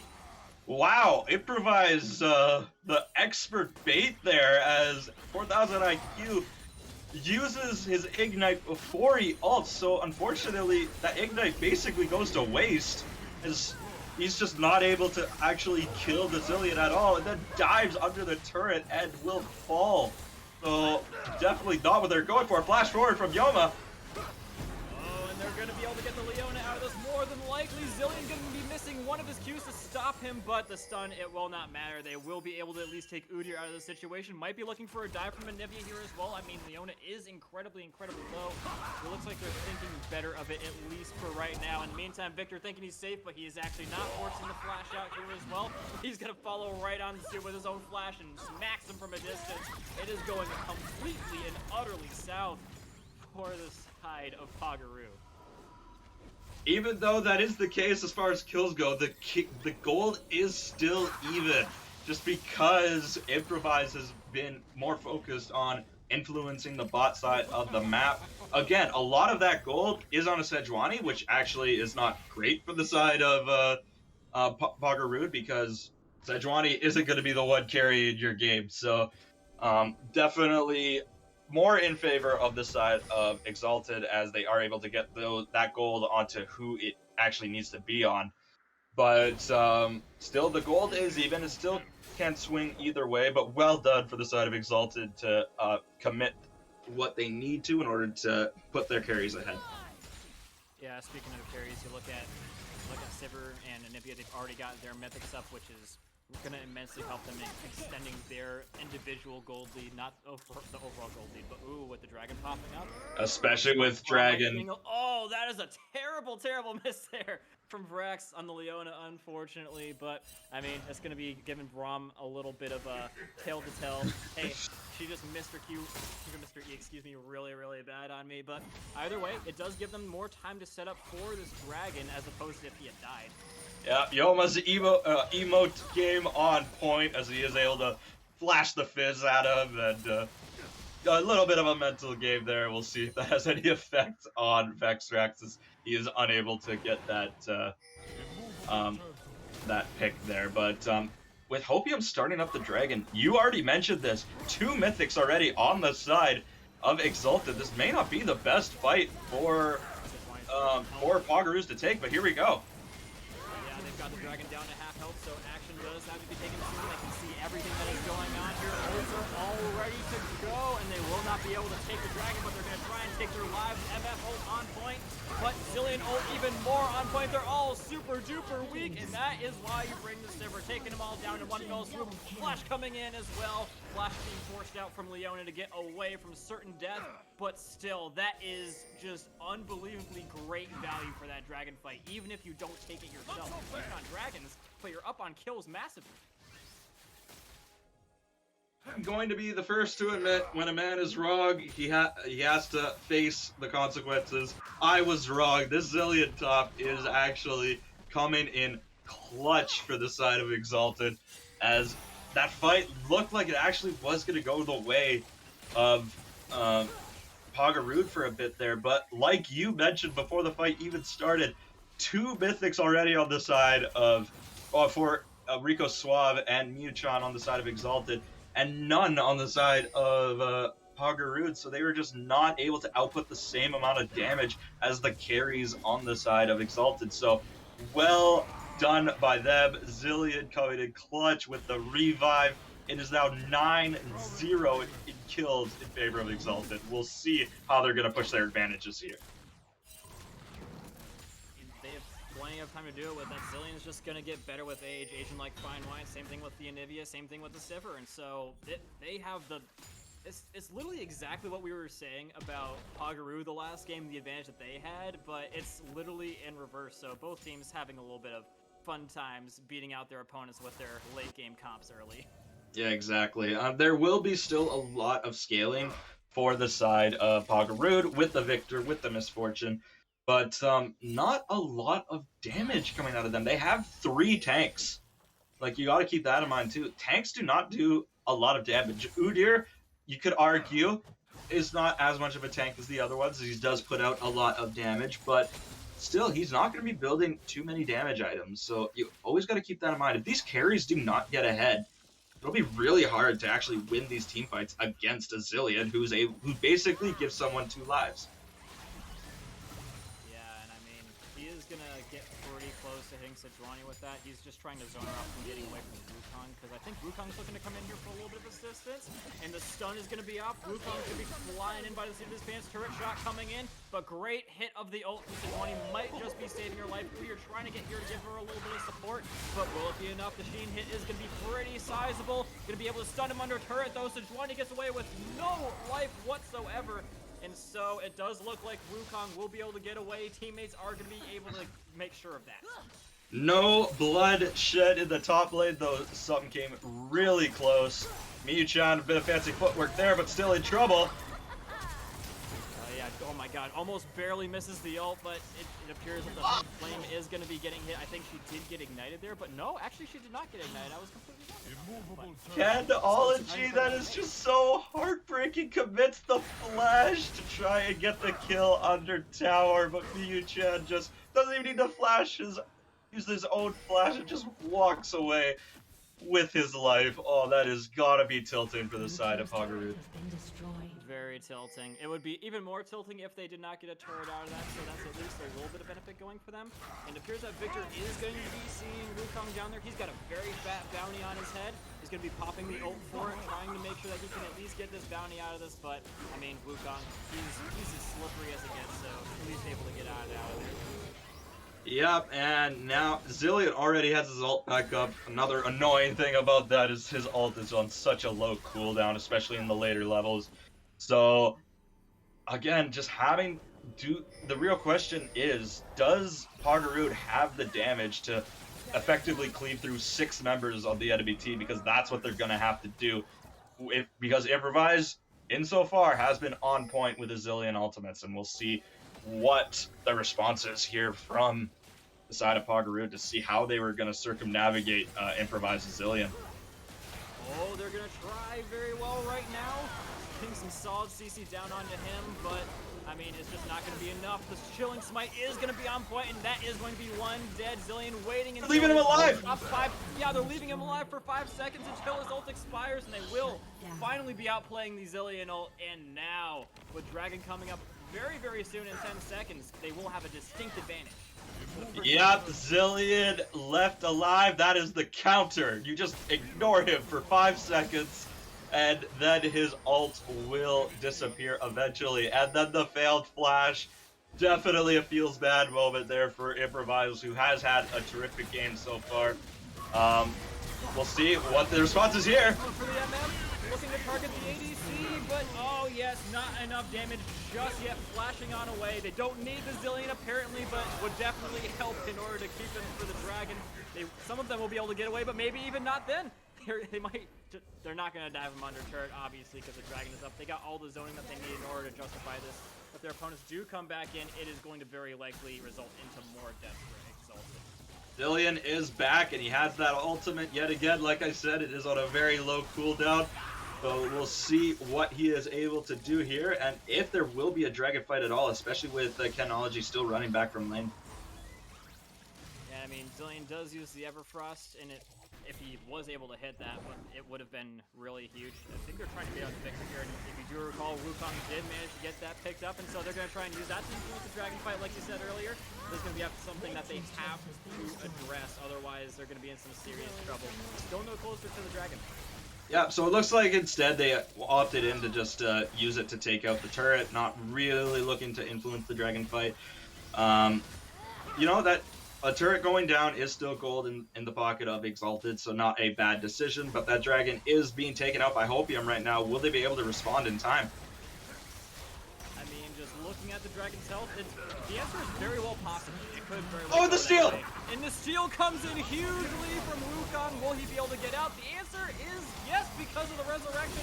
Are they going to be able to follow this up in here? Yes, they are. Braum coming in, trying to save the day, but he's not going to be able to help his teammate get out of there. At least setting up Sivir for some terrible, terrible damage, but the ult coming in from Sejuani is not going to be enough there. They are going to be able to take down Anivia, but for how long? Oh my god, they will at least be able to take down the Anivia, but Jesus Christ, this is just getting into a very, very messy fight. A trade coming out from the ADCs. No mana from Victor, no mana from either of them. And Udyr trying to come in here and give a little bit of support. They will be able to take him out. Just a no mana fight coming in here, except for Udyr. And so they should be able to get this final cleanup on to Braun and take this mid turret.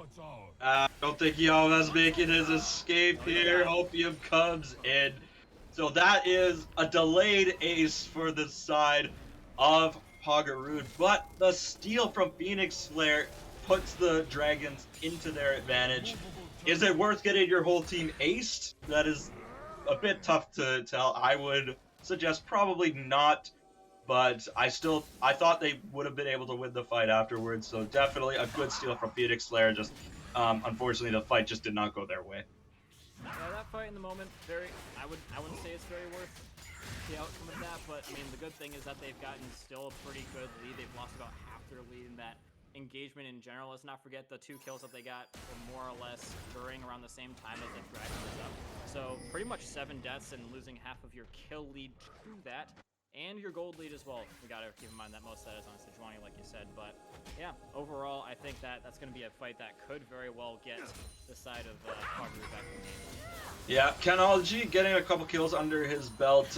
Unfortunately, last game, Mew-chan on the Misfortune wasn't able to get anything going, and it is a bit of a slow start for Kekw'd, but we'll see if he can turn it around. But we have some action here at top lane. He does have the turret to fall back to, and Udyr will be coming in. Victor with the teleport. This could be a bad situation once again, but the slow onto Udyr will be making him basically useless in this fight, except for throwing his ult at him. So, Soul Stone to Victor. He's going to be slowing him down even more. He's not going to be able to escape this. The wall coming in now as well. Has to flash over it, and so that does leave them a little bit exposed to the big damage dealers. The stun's coming in here. Braum ult landing, but not nearly enough. The ult from the Zillion is going to be landing, but it's not going to be enough because Victor puts his ability down, and it will be absolutely obliterating them, getting them down to basically no health. Just 1 auto should do it, even from Leona. And so, this will be another massive, massive fight into the advantage of good old Poggeroo'd. So a 1v1 between the ADCs, the 5-1 Sivir will actually fall to the 2-4 Misfortune. Again, just showing just how powerful this pick is. So giving over these picks to the side of Poggeroo'd, maybe just not the best decision in the draft phase, but definitely another huge win for Poggeroo'd overall, as they're able to snag a couple kills. Sure, the resurrection from Improvise kept Phoenix Flare alive a bit longer, but now these damage dealers are starting to scale for the side of Poggeroo'd, so entering into some very dangerous territory here for Exalted. Absolutely, especially with the Shadow Flame coming into Victor now. He's going to be doing exponentially more damage with that Magic Pen extra for every single hit.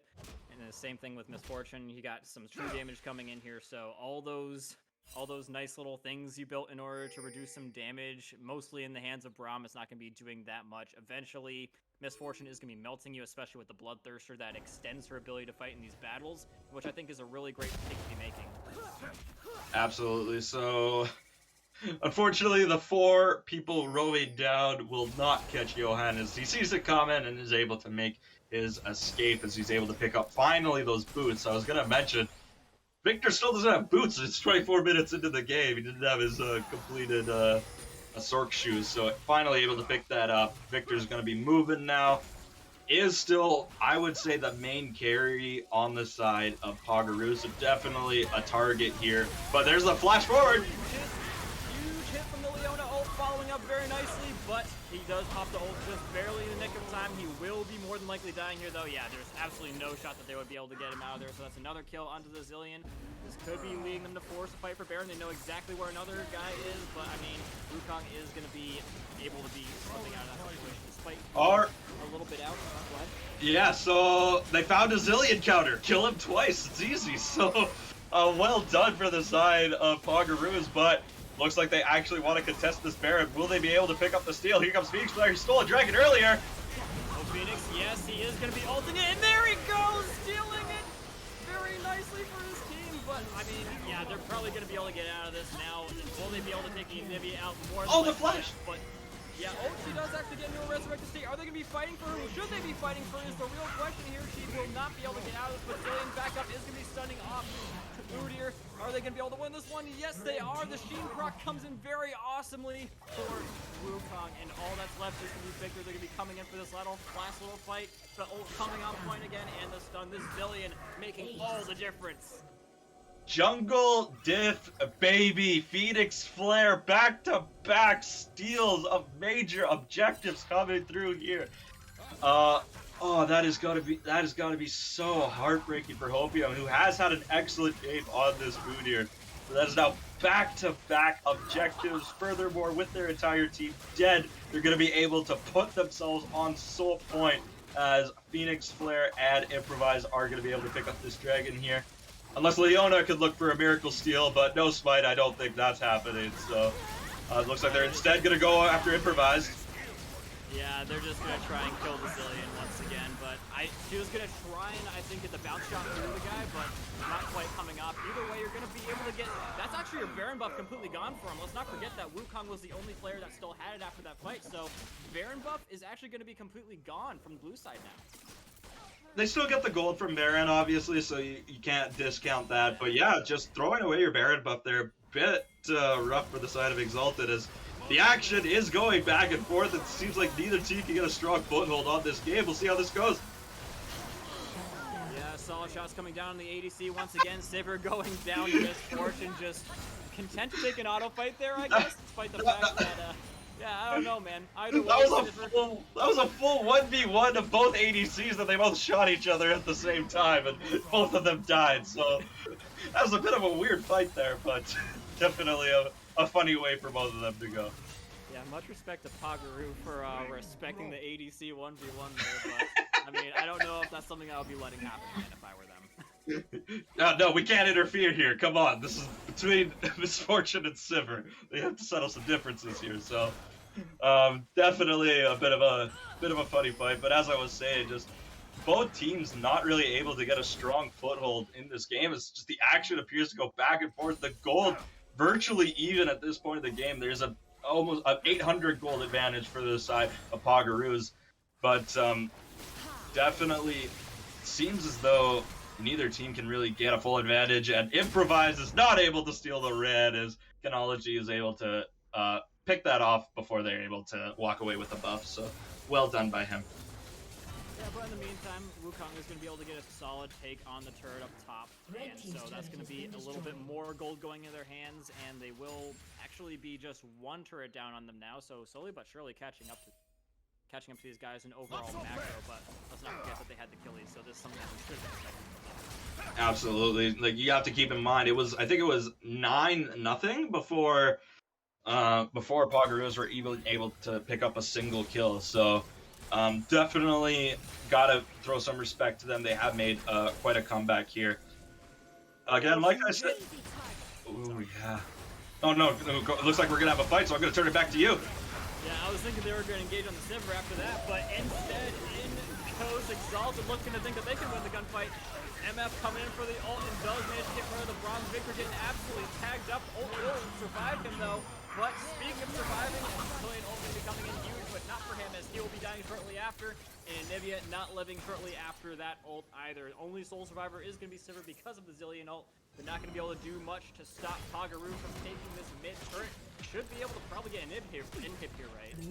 Yeah, so it was like we were saying during the intermission. It was, yeah, you will have that extra life with the Zillion, but now you're at the point where those damage dealers are just doing so much. Yeah, they can kill 6 champions worth of health, and that's not too much of an issue, as Canology is finally coming online. A bit of a slow start for him, but he's finally doing the damage that we need to see. And now Miyu-chan is just in trouble as the team is rotating over. He has no health and might just get solo killed at 4,000 IQ. Yeah, it's League of Tanks up in here. Sejuani doesn't need any help up against super fed Sivir like that. She has like 8 kills, 7 assists, got her Infinity Edge. But I mean, the one thing she doesn't have right now is armor pen, so that's the one thing that I guess Sejuani has over her in that situation. But health, she doesn't have any health right now either, so yeah, right. But looks more and more like this game is just slipping out of control for Exalted here. they are going to have to come up with some sort of plan to keep their carries alive while not having to rely on that Zillion ultimate. As we saw in that last fight, the Zillion ult did come through for Miyu-chan, but they still lost the fight. They're going to have to come up with a different way. It might have to be through the peel of Braum and Wukong, and we're just going to have to see if they're able to pick up this next team fight, as Dragon will be spawning in 30 seconds. I think the biggest problem for them has just been the ability for Leona to just stop the fights and all the damage coming out of them. Every single one of her ults recently, barring the ones that she had earlier, I'm forgetting about those. The ones that she's had recently have been pretty on point and just catching multiple people and skipping them. So that's been something huge for Poggeroo'd, is the fact that they've been able to consistently get those hard CC hits from Leona. Closer game, we do have to keep that in mind. Last game ended at around 24 minutes, if I remember correctly, so we're nearing 32 here. Is Dragon sole potential for the side of Exalted if they're able to pick up a third steal of the game, or perhaps they'll start up the Dragon themselves, but we will see. It is started up by Hopium. His smites have not been where they need to be in order for his team. We'll see what he's able to do here. Coming off of a really hot steal on the Baron, so we'll see if he can do it again. He is setting up for it, but he has been spotted. He's going to be activating his Oracle Lens, but you see they're just waiting for him to just keep on popping down those wards, trying to keep him out of this situation. No skill for you today, so one of you takes an engage, but will be surviving long enough. Braum with a solid block. Will be able to at least take down one, but the denial is going to be there on the soul, but I mean, I don't know if that's necessarily going to be worth it, as they're losing Phoenix Fire there as well. It's going to be very, very worth it for the side of Poggeroo'd, as they might look to get this Zillion here as well. The goal is up, but I don't think he's going to be probably using it, because there's just no shot he would be able to use it effectively. Nah, he was dead there no matter what, especially since he was separated off from his ADC, so not able to use his ult to revive her there. But it started great. Yoma with a excellent Braum E to keep his carry alive for just a bit longer, but unfortunately it looks like this is the end of the game. Very much might be the end of the road. A lot of the players are very low health for Poggeroo'd, but it's the beginning of the end at the very least. And comes another solid Leona ult. Braum trying to do his thing, but doesn't have the damage to really do this, and the Nexus will not be able to stand it well. It takes on Braum to do it. So it will be Poggeroo'd coming back from the depths of potential defeat and taking this game 2-0. Yes. So again, we did have to mention, because of the strategy of the roaming Zillion strategy that was implemented by Exalted, the gold lead didn't actually fluctuate that much in favor of Exalted. It was definitely in their favor. I think they were about 3,000 gold up at one point, but unfortunately just not able to close out that game and find what they needed to before the scaling picks of In the Victor and the Misfortune on the side of Poggeroo'd. They were able to scale up, get that damage off. Canology, very slow start. He was 0-4 on the Misfortune, but still managed to do the most damage in the game, as he was able to finally, pick up that Kraken Slayer and that Infinity Edge and just absolutely mow through the remnants of Exalted. So well done to him to climb his way back into the game. And like I said at the beginning, such a powerful pick in that Misfortune. So well done to the side of Poggeroo'd. I should give them their full name, I guess. Well done to the side of Kekw'd and Poggeroo'd 2. Good victory to you guys. Yeah, great victory. They remain undefeated. That's the macro of the situation, is that they will still be staying undefeated and Exalted will not. And it's a huge win to be getting, especially considering that you were neck and neck with this team beforehand, and now you beat them like that. In fact, they looked overall really good on a lot of different parts of the game. They made better draft picks than them. They had a lot better team fights than them. There were a few moments where there were ganks in the second game. The early game, it was well and truly in the hands of Exalted. They made great adjustments in that end, but overall the macro, you just could not compete with it from Kekw'd. No, 100%. I think Poggeroo'd, especially in those late game team fight, even though they were losing the objectives because of the steals coming in from Phoenix, like, they were still able to win those team fights. They would end up getting the Baron, but that would get like almost aced right after. So So well done in those team fights. Like I said, when you keep that consistent game plan in mind, it's a lot easier to execute. So it looks like this is a kind of style that works for Poggeroo'd, as they, in 2 games, were able to take out Exalted, another undefeated team in the league. And again, just you gotta give credit where credit's due. I am curious though, for you, who is your MVP this time around for the side of Poggeroo'd? That is really, that's very hard to say for me. I want to give it to the ADC. I mean, yeah, I gotta give it to them. Like, there's absolutely no shot to misfortune. Kaiser, like, both games, even the one where they were down, they absolutely fried. Came from behind and just wiped the floor with their opponents. Just needed a little bit of an excuse to get back into the game. I was really close to giving it to Leona, but I mean, Leona doesn't apply the damage. So at the end of the day, you needed the strong performance of, I'm really forgetting to say it here. Yeah, in my opinion, I'm kind of in the same boat. I think Kekw'd, yes, it was definitely a bit rough at the beginning, but definitely coming through, I think, in the last little bit. I think, did we lose you, Kamika? I think your mic may have died there. Oh no, I'm okay. Sorry. Okay, no, you're good. Okay, perfect. Yeah, because you just cut off, so I thought you were letting me go, but then I heard you again. I thought, oh, maybe his mic just died, and I was interrupting him, so I felt rude for a second. But yeah, I'm kind of on the same wavelength as you. I think Kekw'd had a fantastic series, especially on that Kai'Sa in game 1.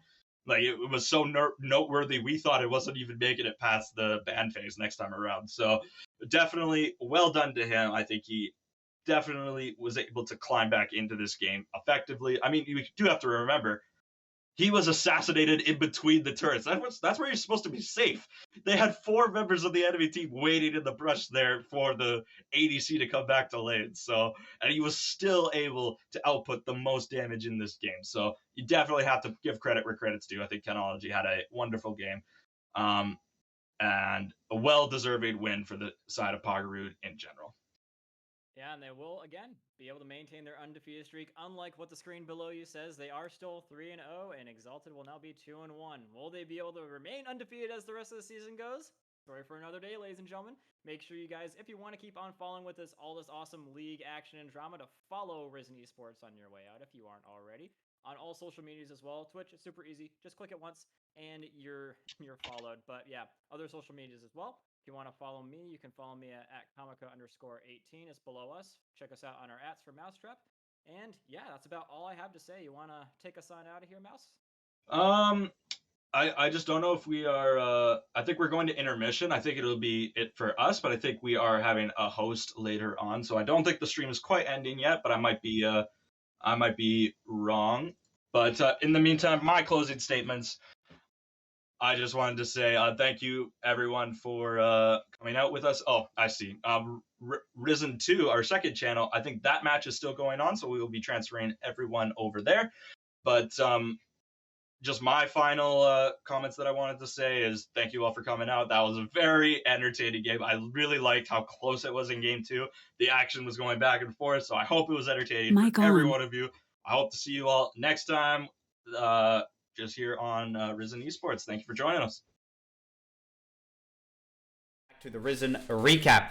Today we're looking towards Risen Unstoppable, and the stream started off with a bang. Quicksand asleep. It's the first game of Unstoppable Risen Premade. Come on, get up. But I gotta say, he was smooth once he rolled into it.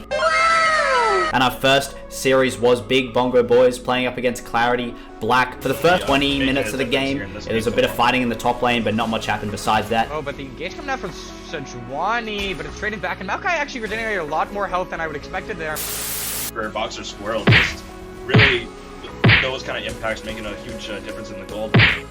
Yeah, and I don't know whether I want to call them Triple B, BBB, or Big Bongo Boys, because they're not all same solos.